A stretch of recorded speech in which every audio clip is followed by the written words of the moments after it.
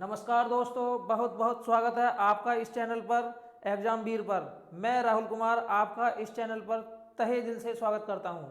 तो बच्चों, SSC CGL tyre first का एग्ज़ाम आपके बहुत पास है। अब देखो, मैंने बहुत से बच्चों की डिमांड पर एक वीडियो लेकर आया हूं कि कम समय में कम तैयारी में एसएससी सीजीएल का प्री एग्ज़ाम कैसे निकालें। देखो, उससे पहले मैं अपने बारे में बता देता हूं। देखो, आज की वीडियो का मेरा पर्पस कोई ऐसा नहीं है कि मैंने ये करा है, मैंने वो करा है, नहीं। सिर्फ मैं तो एक असफल इंसान हूँ। हो सकता है एक असफल इंसान को ज़्यादा अनुभव हो एक सफल इंसान के मुकाबले। देखो, मैं थोड़ा सा बताना चाहता हूँ अपने बारे में। हालांकि करंट में एक यूपीएससी स्टूडेंट हूँ मैं। बस स्टूडेंट ही बना रहना चाहता हूँ, क्योंकि स्टूडेंट बनने में जो आनंद है वो और कहीं नहीं है। क्योंकि स्टूडेंट सीखता भी है और दूसरों को सिखाने का काम भी करता है। जिस प्रकार गुरु सीखता है और सिखाने का काम करता है, स्टूडेंट और गुरु दोनों का कॉम्बिनेशन आज मेरे अंदर है। ठीक है बच्चों, अब देखो, इतना बड़ा गुरु नहीं हूँ, सिर्फ छोटा सा गुरु हूँ बच्चों। देखो, आज का जो मोटिवेशन है सिर्फ आपके अंदर एक ऐसी एनर्जी भर देगा, कभी भी आपका मोटिवेशन खत्म नहीं होगा। 2015 टू 2021 अगर आप देखोगे, 15, 16, 17, 18, 19, 20, 21, 7 साल मुझे 7 बार लगातार मुझे 7 बार एसएससी प्री का एग्जाम निकालने का अनुभव है। Two times LDC LDC 2 times LDC. सिर्फ जीवन में 3 बार फार्म भरा था। 3 बार फार्म भरा था, जिसमें मैंने 2 बार एलडीसी का एग्जाम क्रॉस किया है। लाइफ में सिर्फ एक ही बार एमटीएस का फार्म भरा है, और एक बार एमटीएस का एग्जाम मैंने पास किया है। इतना तगड़ा अनुभव बहुत है आपको बताने के लिए और समझाने के लिए। ठीक है, हालांकि मेरा एसएससी सीजीएल की फाइनल लिस्ट में कभी नाम नहीं आया है साहब। देखो, आप ये मत समझना कि यार एसएससी सीजीएल कितनी बड़ी चीज़ है, या फिर तुम बिल्कुल बेकार हो। मेरे भाई, ऐसा कुछ नहीं है। ना ही एसएससी सीजीएल बड़ी चीज़ है और ना ही मैं बेकार हूँ। ठीक है, लेकिन क्या कारण थे? देखो, अपनी असफलता को कोई बताता नहीं है, लेकिन मैं आपको बताऊंगा।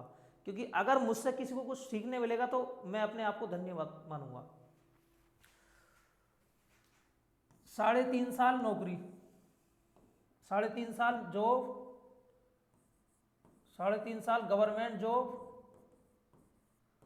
3.5 साल गवर्नमेंट जॉब, और वो भी 3 नौकरी। कितनी नौकरी मेरे भाई? 3 नौकरी। ठीक है, 3 नौकरी। यूपीएससी की तैयारी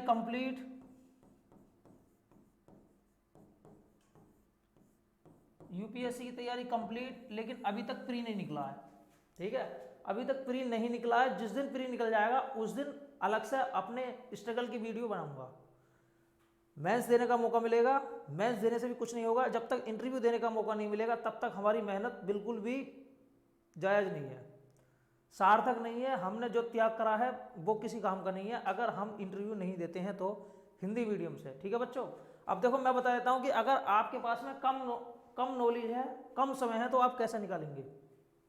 देखो, एसएससी सीजीएल के अंदर आपको बिल्कुल भी नर्वस नहीं होना, घबराना नहीं है। सबसे पहली बात, अगर घबराओगे तो भाई मारे जाओगे। बिल्कुल भी घबराना नहीं है। लेकिन आपको मैं बता देता हूँ, देखो, 2015 से लेकर 2018 तक जो प्री का लेवल था वो डिफरेंट था। उसके बाद में प्री के जो प्रश्नों का लेवल है वो चेंज हो गया है। ठीक है भाई, आप देखो, प्री के अंदर ऐसे प्रश्न पूछे जाते हैं मैथ में और रीजनिंग में, जो अगर आप प्रैक्टिस सेट पिछले सालों के देखेंगे तो उनमें और आज के प्रश्नों में बहुत बड़ा डिफरेंस है। आप सबसे पहले कम से कम, अभी आपके पास में 10 से 15 दिन है। देखो, एसएससी सीजीएल का पेपर दे रहे हैं, आप बिल्कुल डल नहीं होंगे, आपकी तैयारी अच्छी खासी होगी। ऐसा नहीं है कि आप बिल्कुल नहीं है। ये वीडियो सिर्फ उन बच्चों के लिए है जो बहुत कुछ जानते हैं। ऐसा नहीं है कि बिल्कुल आज ही पढ़ना चालू करा, 15 दिन में, 1 महीने में एसएससी का एग्जाम, रेलवे का एग्जाम निकाल देंगे। मेरे भाई, ऐसा कुछ नहीं है। देखो, आपको क्या करना है भाई, मैथ, मैं स्कोरिंग सब्जेक्ट लेके चलूंगा। पहले मैथ, रीजनिंग, इंग्लिश और जीके। देखो 4 पोर्शन है। मैथ, भाई मैथ के कितने क्वेश्चन है बच्चों? 25 क्वेश्चन है। मैथ के 25 क्वेश्चन है।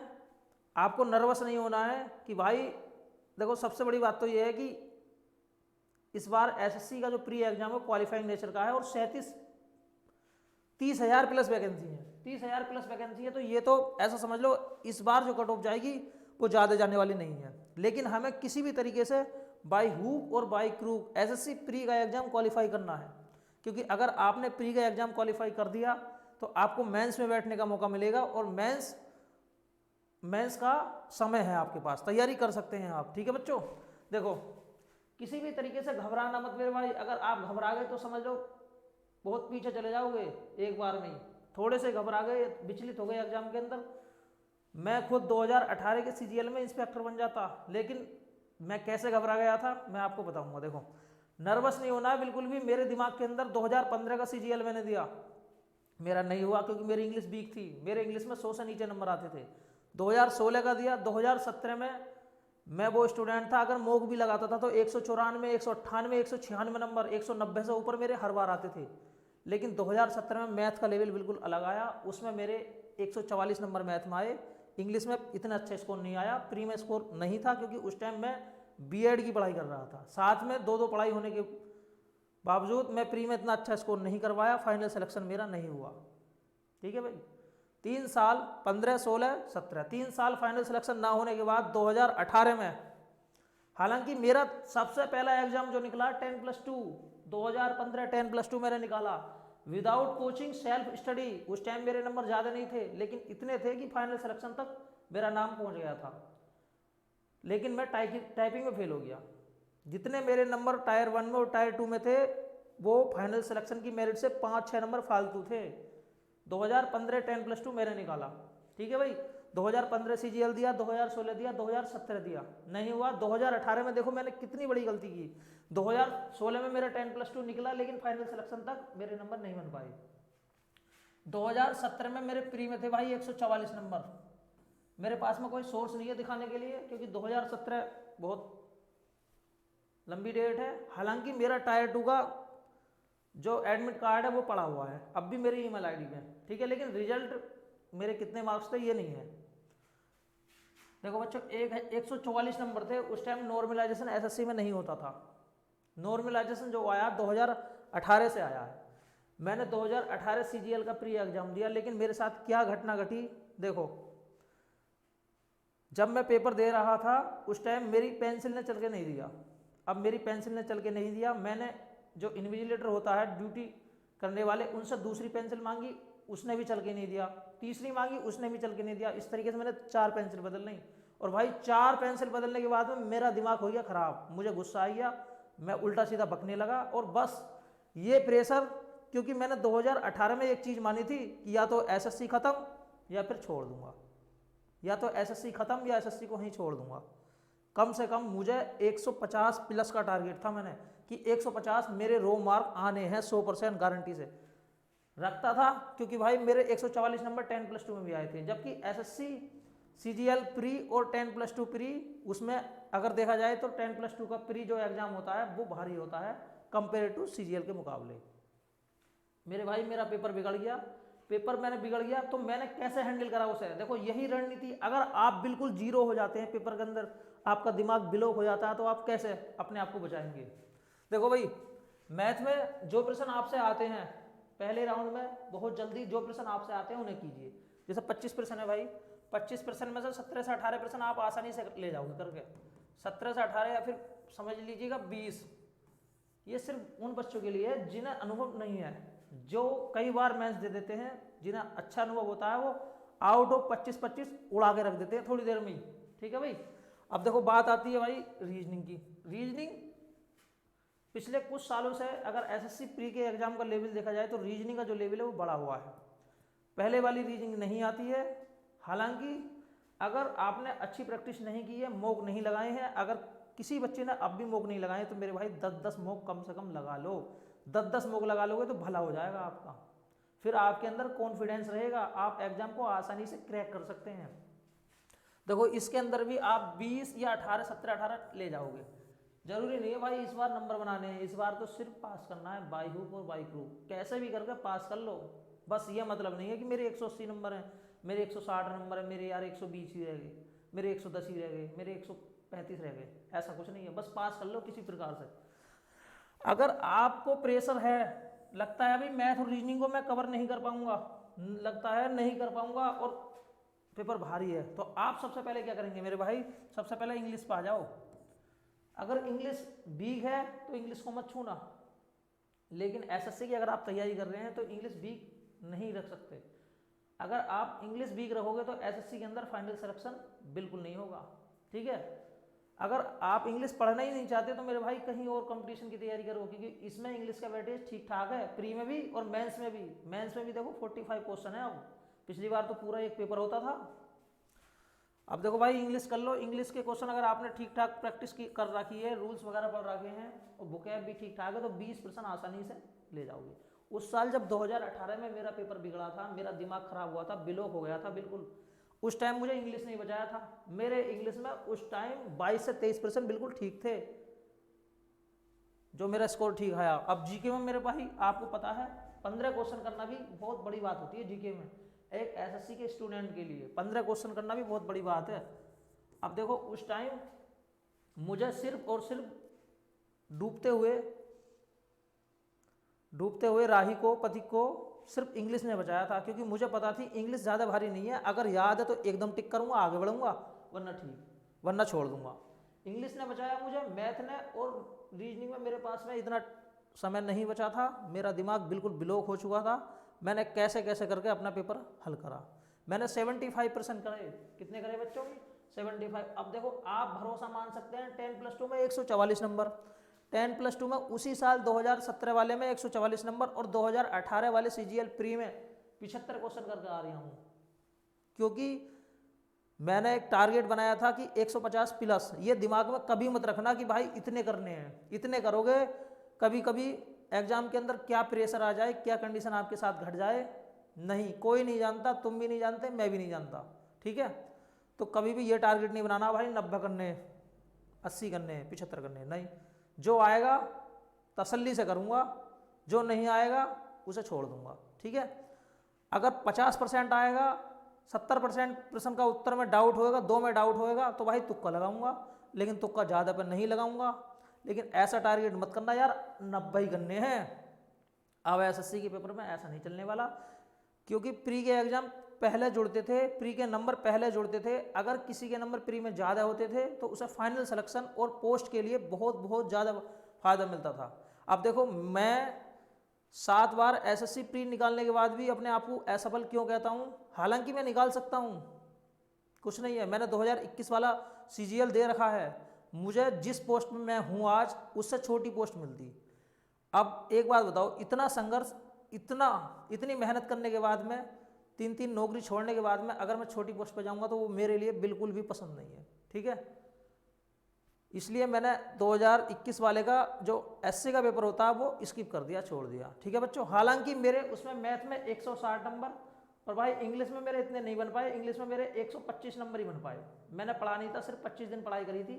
अब 25 दिन क्यों पढ़ाई करी? ना तो यूपीएससी का प्री निकला, ना ही पीसीएस का प्री निकला।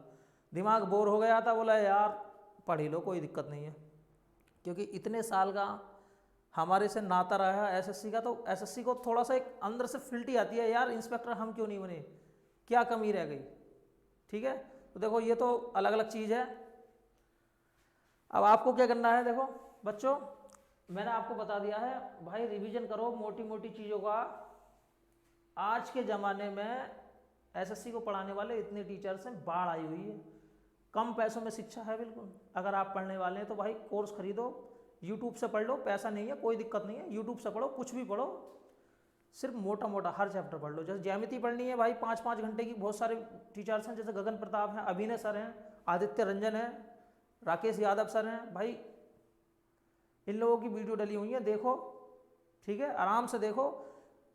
ऐसा नहीं है अगर आप एसएससी सीजीएल की तैयारी कर रहे हैं तो आप बिल्कुल ही डल हैं, बहुत कुछ जानते हैं, बस प्री एग्जाम पास करना है बाई हुक और बाई क्रूक। रीजनिंग को बिल्कुल भी हल्के में ना लें, क्योंकि इस बार रीजनिंग का जितना वेटेज प्री एग्जाम में उतनी वेटेज मेंस एग्जाम में है। एक रीजनिंग और दूसरा मैथ, ये अहम भूमिका निभाएंगे आपको अच्छी पोस्ट दिलाने में, बिल्कुल 100%, फाइनल सिलेक्शन तक ले जाने में। ठीक है बच्चों, देखो मैंने सिर्फ अपना अनुभव शेयर किया, लेकिन ऐसा नहीं है। 2019 में मेरी जॉब लग गई, 2019 में मेरी रेलवे में जॉब लगी, 2019 का। अब देखो आगे बताता हूँ। मैंने 2018 में मेरे साथ में क्या हुआ भाई, मेरे नंबर जब आंसर की आई थी, मैंने उसी दिन छोड़ दिया था पेपर आने के बाद में, बोला भाई मैं गया, मेरे बस की नहीं है। हालांकि मेरे पास एक पॉजिटिव पॉइंट था, मेरी 5 जॉब लगी हुई थी उस टाइम, 5 जॉब थी लगी हुई। छोड़ना लाजमी भी था, यूपीएससी का सपना रखता था, छोड़ दिया, बोला अब एसएससी नहीं दूंगा बिल्कुल भी, खत्म। मैंने एक दिन भी तैयारी नहीं की, बस वेट कर रहा था यार कोई सी भी जॉब किसी भी तरीक़ा से, 5 जॉब लगी हुई है, एक की ज्वाइनिंग आ जाए और जो बेरोजगारी का धब्बा है ये मिट जाए। क्योंकि हमें भी पढ़ते पढ़ते काफ़ी दिन हो गए, पड़ोसी भी तंग करते हैं, घर वाले भी तंग करते हैं, रिश्तेदार भी तंग करते हैं। बस उस डर को, उस कलंक को मिटाना था। तो भाई ज्वाइनिंग आई ग्रुप डी में, पहली ज्वाइनिंग आई। बहुत सारे एग्जाम 15-16 एग्जाम निकाल चुके थे जब तक ग्रुप डी की एग्जाम ज्वाइनिंग आई। पहली ज्वाइनिंग आई, नौकरी करी, घर के पास मिली, 20 से 25 किलोमीटर दूर करी, चाहे कुछ भी था, कैसी भी नौकरी थी।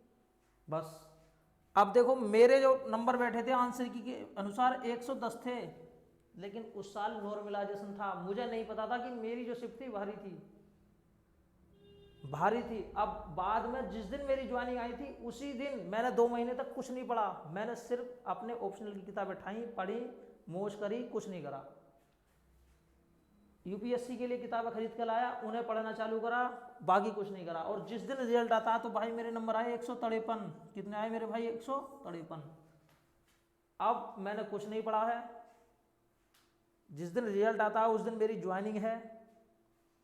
फिर मेरे दिमाग के अंदर एक बात आई, बोला यार 15 से 20 दिन मेंस के लिए दिए हुए हैं, चलो एसएससी तो बाद में दे लेंगे, कोई दिक्कत नहीं है, अभी हमारी उम्र निकली हुई नहीं है, ठीक है, कोई दिक्कत नहीं। हमने ज्वाइनिंग करी। उसके बाद में मेरे भाई मैंने अपनी ज्वाइनिंग की, पेपर देने गया, बिना पढ़े देने गया। फिर भी मेरे मैथ के अंदर बिना कुछ रिवीजन करे, बिना कुछ पढ़े, मैथ के अंदर मेरे 125 नंबर थे और इंग्लिश के अंदर थे मेरे भाई 118 नंबर। 125 और 118 नंबर थे। अगर मैं रिवीजन कर लेता, उस टाइम पढ़ लेता, मेरी रणनीति बेकार नहीं होती, तो यही नंबर मेरे रिवीजन करने के बाद में कम से कम 20-20, 25-25 नंबर दोनों में बढ़ जाते। और अगर दोनों में बढ़ जाते, हालांकि मैंने टायर 2 क्वालिफाई किया, टायर 3 दिया, लेकिन फाइनल सिलेक्शन मेरा नहीं हुआ। उसके बाद में मेरी जॉब लग गई। मुझे 2019 का सीजीएल देने का मौका नहीं मिला, प्री क्वालिफाई किया था, 25 नंबर फालतू थे, लेकिन रेलवे की जॉब के अंदर मुझे पढ़ने का मौका बिल्कुल नहीं मिला। ऊपर से मैं यूपीएससी की तैयारी करता था, उधर मेरा लोअर पीसीएस खंड शिक्षा अधिकारी, उसके लिए भी तैयारी चल रही थी, तो मैंने एसएससी बिल्कुल स्किप कर दिया। 2020 वाले के अंदर जब मेरे पास जॉब थी तो मैं बोला कोई दिक्कत नहीं है मेरे भाई, यूपीएससी की तैयारी करी जाए, एसएससी को बिल्कुल छोड़ दो। यूपीएससी का कोर्स लिया, 2020 से यूपीएससी की तैयारी करनी चालू करी, इसलिए 2020 का भी जो मेंस था वो बिल्कुल छोड़ दिया। 2021 में यूपीएससी की तैयारी करते हुए 1 से 1.5 साल हो गया, प्री नहीं निकला पहली बार में। लेकिन एसएससी सीजीएल आसानी से निकल जाता था, मौक दूं या ना दूं, क्योंकि एसएससी दिल के और दिमाग के अंदर बस गया था। बस थोड़ा सा प्रश्नों का लेवल ही तो चेंज हुआ है, वो हमने टाइम निकाल के अपने आप को अपडेट करते रहे। थोड़ा थोड़ा जब भी टाइम मिलता, यूपीएससी से जब भी हम डिमोटिवेट होते तो एसएससी को पढ़ते, बोला यार थोड़ा थोड़ा पढ़ते रहो, कल को ऐसा होगा यूपीएससी नहीं निकला तो ऐसा नहीं हो कि आपने कुछ नहीं करा, कि आप एसएससी में फेल हो गए फिर यूपीएससी में फेल हो गए, तो थोड़ा सा बहुत गिल्टी फील होगा, यार इतनी मेहनत की है। तो अपने प्रश्नों को हमेशा अपडेट करते रहे। अब जाकर 2021 वाला मैंने दिया बिना ज़्यादा तैयारी के, मैंने मुश्किल से 40 दिन या 35 दिन पढ़ा हूँगा।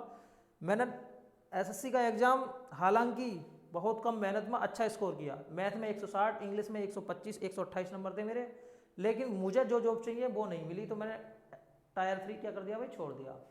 अब देखो ऐसा नहीं है कि मुझसे एसएससी नहीं निकला, एसएससी भाई हलवा भी नहीं है और ना ही ज़्यादा बड़ी चीज़ है। पढ़ोगे तो 2 से 3 साल बहुत है एसएससी के लिए। और अगर आप यूआर कैटेगरी में भी आते हैं ना, तो 3 साल, 2 से 2.5 साल, 3 साल बिल्कुल शिद्दत से मेहनत करोगे ना, तो 2 से 2.5 साल के अंदर आप मनपसंद वाली पोस्ट पालोगे।